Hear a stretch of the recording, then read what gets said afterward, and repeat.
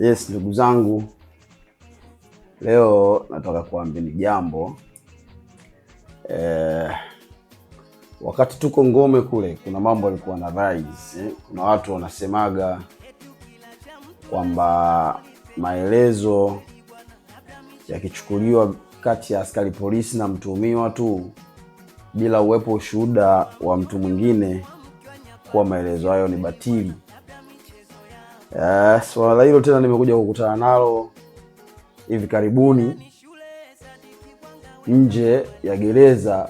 Watu wanazungumza kitu cha namna hiyo hiyo, ikiwa namaanisha huku raia.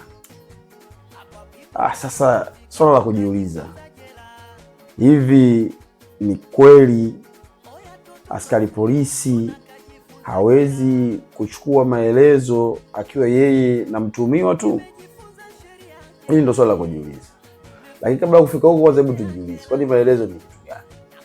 Maelezo ya kukiri au maelezo ya mtuhumiwa anayochukuliwa ni sehemu ya upelelezi baada ya mtuhumiwa kukamatwa. Yaani mtuhumiwa unapokamatwa, kabla hujafikishwa mahakamani, kuna michakato ya kipelelezi pia inaendelea, na michakato hii huwa inafanywa ili kujiridhisha kama huyu tulimkamata ni mhusika kweli au tumekosea, kwa sababu polisi ni binadamu. Kuna nyakati wanaweza akafananisha wakakamata mtu sio sahihi. Kwa ili kujiridhisha kama details au taarifa walizokuwa nazo hazikuwa kamili, basi watafanya upelelezi tena baada ya wewe kukamatwa ili kujiridhisha kama wewe. Vipo vitu vingi vinafanyika baada ya mtuhumiwa kukamatwa. Leo nataka nizungumzie haya maelezo ambayo yanachukuliwa mtuhumiwa pindi tu mara baada ya kukamatwa na kabla hajapelekwa mahakamani.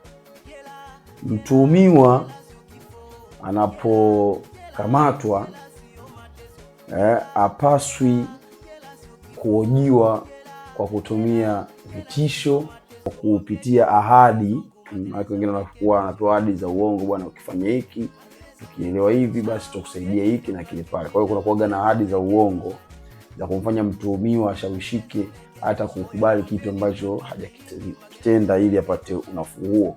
Kwa hiyo kuna mambo hayapaswi kufanyiwa mtuhumiwa ili aweze kutoa maelezo yake. Na mtuhumiwa analindwa na kifungu cha 27 cha sheria ya ushahidi. Sheria ya ushahidi kifungu cha 27 inasema hayo maelezo ambayo tunazungumzia ni lazima yatolewe kwa hiari kabisa. Yasiwe na hata chembe ya ushawishi, ahadi, vitisho au mateso ya namna yoyote atakayompelekea mtu kusema kitu hata kama hakiko hivyo anavyokisema, ili mradi tu aepuke au aweze kuwa mnufaika wa ahadi hizo ambazo ameahidiwa. Maelezo ili yawe ya hiari bila dauti yanakuwa na nguvu zaidi kama atakuwepo mtu mwingine watatu baina ya mtuhumiwa na askari. Lakini pia ukienda kwenye sheria ya mwenendo wa makosa ya jinai, yani CPA, kifungu cha 53 na 54, utaona mtuhumiwa anapewa haki ya kuwa na mwanasheria au ndugu wa karibu wakati anatoa maelezo yake. Kwa hiyo hivi ndio vitu ambavyo vinawapelekea watu kufikiri kwamba mtuhumiwa hawezi kuhojiwa bila mtu watatu. Lakini pia mtuhumiwa anapaswa kuonywa kabla hajachukuliwa maelezo, kwa sababu ni caution statement. Kwa hiyo lazima aonywe kabla hajachukuliwa maelezo yake. Kwa hiyo atapewa onyo kwamba halazimiki kusema chochote, kwa sababu kwamba sio lazima ukikamatwa ukatoe maelezo. Sio lazima ukikamatwa basi uhojiwe na useme unachohojiwa kabla hujapelekwa mahakamani. Sio lazima, unaweza kuamua kukaa kimya.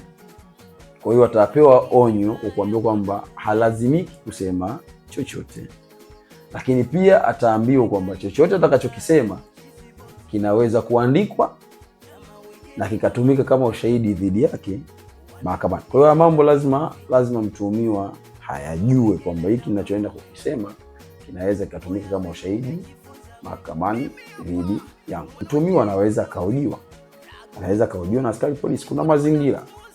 Kuna mazingira ambayo mtuhumiwa labda kama hataki kuwa na wakili, mtuhumiwa kama hataki ndugu yake ajue au asikie anachotaka kukisema, pia na haki zake. Kwa hiyo kama hataki yote hayo, askari polisi anaweza kahojiana naye, kufanya mahojiano, kwa sababu haki ya kuwa na wakili ni yeye ya mtuhumiwa. Akihitaji atapewa wakili, lakini asipohitaji hawezi kupewa. Sasa mimi kwa kupitia Ntrafo tumeona tuliseme hili kwa sababu ili mjue, ambao bado hamjawahi kukutana na matatizo na madhira. Utakapopata madhira, mnayo haki ya kuwa na wakili, mwanasheria au ndugu yako karibu. Kabla ya kutoa maelezo yako, basi unaweza kuomba mwanasheria wako awepo, ndugu yako wa karibu awepo. Na askari polisi anatakiwa aache mara moja zoezi za kuchukua wewe maelezo, na hakikishe kwamba wale watu ulioomba au huyo mtu uliyemuomba awepo wakati unatoa ushahidi wako, anapaswa kuwepo, ndo aendelee na kuchukua maelezo yako. Kwa hiyo unapokamatwa, hakikisha unaiomba haki hii ili uweze kufanya maelezo yako mbele ya mtu ambaye unamwamini atakayekuwepo mbele ya safari huko, kama itatokea kwamba utasogea zaidi.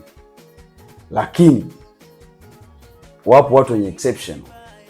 Kuna watu wana mtazamo maalum. Kuna watu ni walemavu. Kuna mtu ajui lugha, mfano mtu kutoka nje ya nchi anayezungumza lugha fulani ambayo askari hazungumzi. Watu kama hawa hawawezi kuhojiwa bila kuwepo mtu ambaye atatoa msaada wa wale kuelewana, na ikathibitika kabisa kwamba huyo mtu ni kweli yuko ana uwezo, ana uweledi na uelewa wa lugha husika, na ameweza kutranslate au kutafsiri ipasavyo, na kilichoandikwa ni sahihi kama kilivyosemwa na mtuhumiwa. Hawezi askari ajui Kifaransa, mtuhumiwa ni Mfaransa, wakahojiana na kuelewana kiasi cha kufikia askari yule kuandika kitu sahihi kama kilivyosemwa na mtuhumiwa. Kwa hiyo kuna doubt itazaliwa. Kwa hiyo ili isizaliwe doubt, lazima kuwepo na mtu wa tatu ambaye atafanikisha mawasiliano.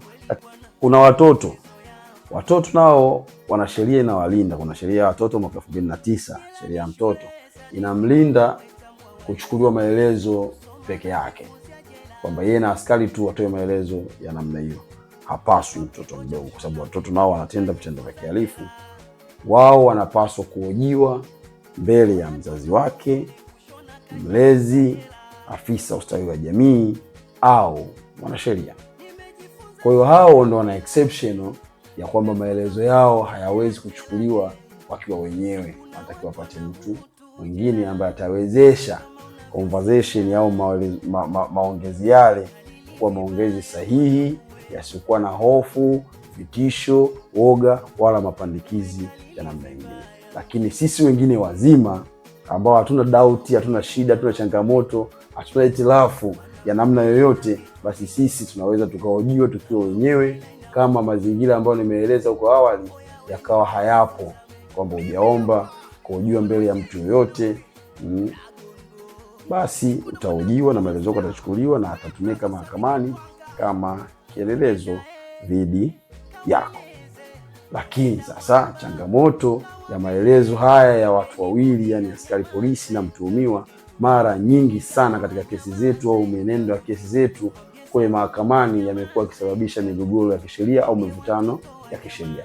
Watu ubishana, ushindana, lakini mwisho wa siku kesi huwa zinasimama, zinaingia kwenye kesi ndogo. Kesi ndogo inasikilizwa ndani ya kesi kubwa na kufikia maamuzi yanaitwa trial within trial au inquiry, kwa ajili ya kujiridhisha, je, maelezo haya yalichukuliwa kwa njia stahiki, sheria ilifuatwa, na je, yanaweza kutumika kama kielelezo dhidi ya mtuhumiwa ili apate kupewa adhabu, kuadhibiwa ama kuachiwa kwa mujibu wa sheria kwa maelezo hayo ambayo yako mbele hapo. Kwa issue kama hizi naomba niishie hapo.